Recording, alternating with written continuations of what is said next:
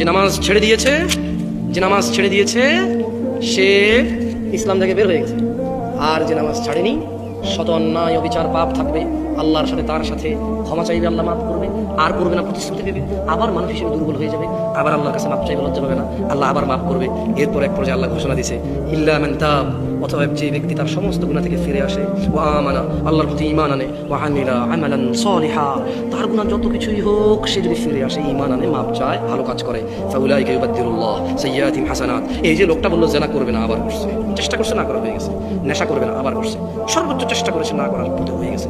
এই যে লোকটা নামাজ মিস করে ফেলেছে, চেষ্টা করেছে সর্বোচ্চ পড়ার, হঠাৎ বেখেয়ালি হয়ে মিস হয়ে গেছে, তো আল্লাহ কোরআনুল কারীমে সূরা ফুরকানে বলছে যে লোকটা ইল্লা মান তাব, হাজার সহস্র কোটি অপরাধ থেকে মাপ চেয়ে ফিরে আসলো, ওয়া আমানা, এরপর ঈমান নিয়ে নিয়েছে, ওয়া আমিলা আমালান সলিহা, মাপ চাইছে, ঈমান আনছে, কিছু ভালো কাজ করা শুরু করে দিয়েছে।